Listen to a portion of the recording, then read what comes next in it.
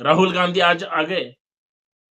परभणी, पूरे मराठवाड़ा, महाराष्ट्र, देश भर में सोमनाथ सूर्यवंशी की उस मौत के जिस पुलिस स्टेशन में हो गई, उन पर कठोर शासन होने की मांग कर रहे हैं। और उसी दौरान, उसी ही प्रकरण में अगर राहुल गांधी दिल्ली से निकलकर परभणी में आते हैं, उस उनका जो परिवार है सूर्यवंशी का, उनको मिलते हैं, और ये हत्या हमारे राज्य के मुख्यमंत्री हो, गृह मंत्री हो, उनका गृह विभाग हो, या पुलिस डिपार्टमेंट में, देश के संविधान को हर एक आदमी अपना मानता है। कोई सरफिरा आदमी उठता है और संविधान के खिलाफ बातें करता है, कोई आदमी उठता है संविधान का अवमान करता है, कोई आदमी संविधान को बदलने की बातें करता है। लेकिन परभणी में कोई सरफिरा आदमी था जिसने संविधान शिल्प था उसका अवमान किया। लोग जिस संविधान को सर्वश्रेष्ठ मानते हैं, उसका अवमान कोई सरफिरा करता है तो उसको तो शासन होना ही चाहिए। जो डॉक्टर बाबा साहेब आंबेडकर और उनके विचारों को मानते हैं, वो सभी लोग, चाहे पिछड़े वर्ग के हो, दलित, आदिवासी, भटके विमुक्त, माइनॉरिटी, मराठा, बहुजन, किसी भी जाति धर्म के हो, एक भारतीय होके सब उस संविधान का समर्थन करते हैं। और जब अवमान हो जाता है, कोई गलत तरीके से संविधान का इंसल्ट करता है, तो लोग जो संविधान को सर्वश्रेष्ठ मानते हैं, उनके मन में एक उस आदमी के प्रति घृणा निर्माण होती है जो संविधान का अवमान करता है। ऐसा ही हुआ परभणी में। किसी माथे फिरू ने संविधान का अवमान किया, सब संविधान समर्थक अंबेडकरी मूवमेंट के लोग रास्ते पर उतर आए, क्योंकि उनके ही समाज के सर्वश्रेष्ठ व्यक्ति ने इस देश का संविधान लिखा है। वो संविधान पूरे देश को समर्पित है। संविधान हर एक भारतीय का हक का अधिकार है। लेकिन सबसे ज्यादा बुरा किसको लगता है, तो वही अंबेडकर मूवमेंट के लोगों को लगता है। ये जायज इसीलिए है क्योंकि वो बाबा साहब को सर्वश्रेष्ठ मानते हैं, सबके ऊपर मानते हैं। तुम, हम सब लोग हमारे महापुरुषों को सबसे सर्वश्रेष्ठ मानते हैं। मोर्चे निकाले गए, घोषणा दी गई, किसी लोगों ने कुछ तोड़फोड़ की, इसके आरोपी कहकर सोमनाथ सूर्यवंशी नाम के एक अंबेडकरी तरुण युवक को हिरासत में लिया गया। पुलिस डिपार्टमेंट ने हिरासत में लेने के बाद इतना मारा, इतनी मारपीट की कि उस सोमनाथ सूर्यवंशी नामक युवक की मृत्यु हो गई। इसका जिम्मेदार कौन है? अगर पुलिस डिपार्टमेंट इतने गलत तरीके से खाकी वर्दी में रहकर भी एक इंसान दूसरे इंसान को जानवर की तरह अगर पीटता है,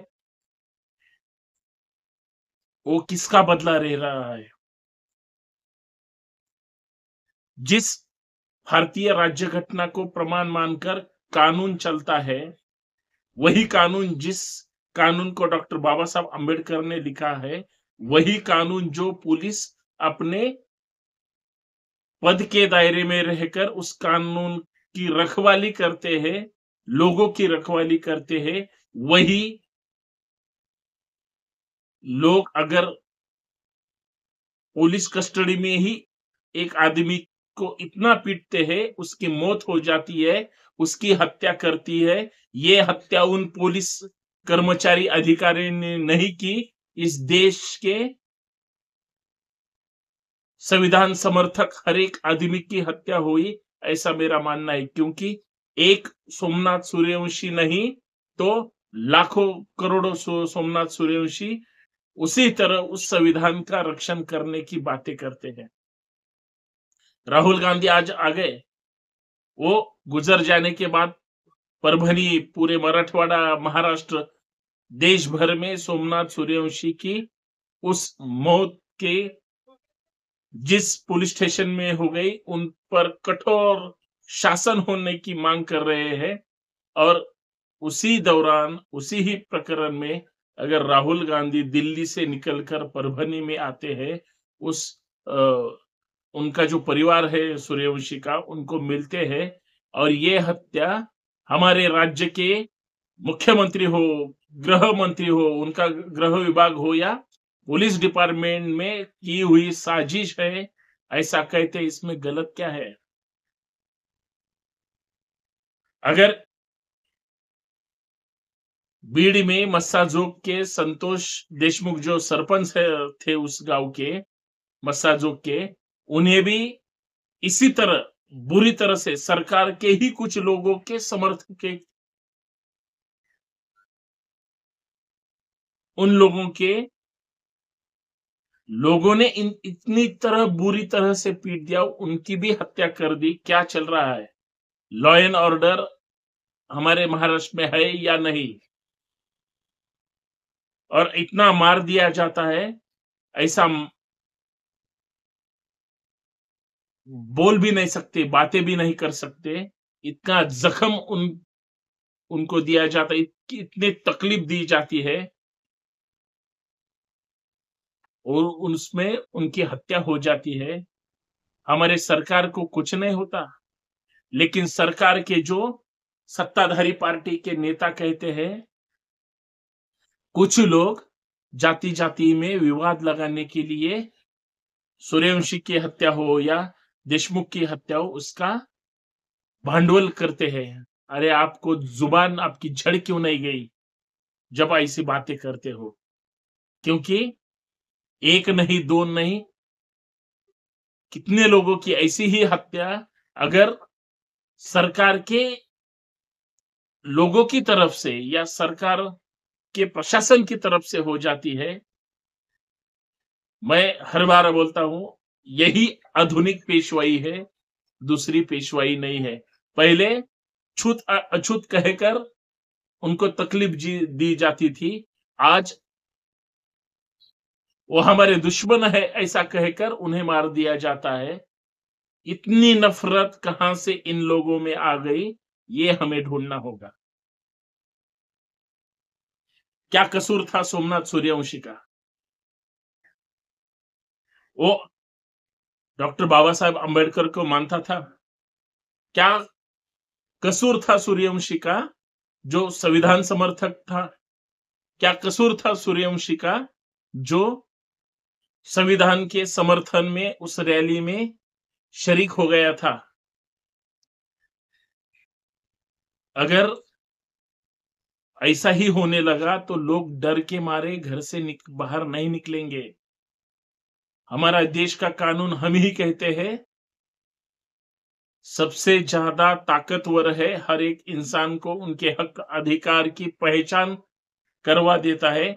लेकिन वही कानून, वही संविधान के समर्थन में रास्ते पर उतरे तो वही कानून का समर्थन करने के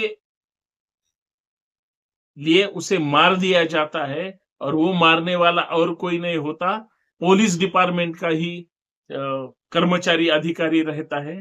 तो क्या चल रहा है? ये हत्या एक प्लानिंग है, सबको फांसी होनी चाहिए, क्योंकि अगर आज छोड़ दिया तो कल हर एक की मौत उसी तरह से हर एक शहर, जिले या हर एक स्टेट में हो जाएगी, राज्य में हो जाएगी। इसका जिम्मेदार कौन होगा? ये बात सादी सीधी नहीं है, ये बात नजरअंदाज करने की नहीं है। तो इस बात पे अमल करके सबको एक होके लड़ना होगा। राहुल गांधी हो या विपक्ष के हो या कौन से ही पार्टी के हो, कोई भी पार्टी का आदमी हो या विपक्ष को हो या सत्ताधारी का, सब इधर उधर छलांग मारने वाले लोग हैं। एक ही विचारधारा का कोई नहीं, लेकिन सब भारतीय है, और उसी भारतीय की संरक्षण करने वाली हमारे देश का कॉन्स्टिट्यूशन आज उसके समर्थन में अगर कोई बोलता है तो उसको मार दिया जाता है। उसे जैसी सजा उसने सूर्यवंशी को दी थी वैसी सजा उस पुलिस कर्मचारी अधिकारी को मिलनी चाहिए, क्योंकि कानून अभी जिंदा है, वो दिखाना पड़ेगा। नहीं तो लोगों के मन में जो डर पैदा होगा या खौफ पैदा होगा, ये कभी भी समाज के मन से नहीं निकाल सकोगे। और मेरी एक ही विनती है, सब संविधान समर्थक अगर इकट्ठा होके नहीं लड़े, जाति जाति में धर्म धर्म में अगर बंटवारा हो जाता है, तो यही जातिवादी मनवादी मंडली सब लोगों का खून चूसने के लिए इकट्ठा होंगे। तब आप क्या करोगे? सबको एक होना होगा। सब एक है तो ही सेफ है, नहीं तो ये क्या करेंगे अभी आपके सामने है। संविधान जिंदाबाद।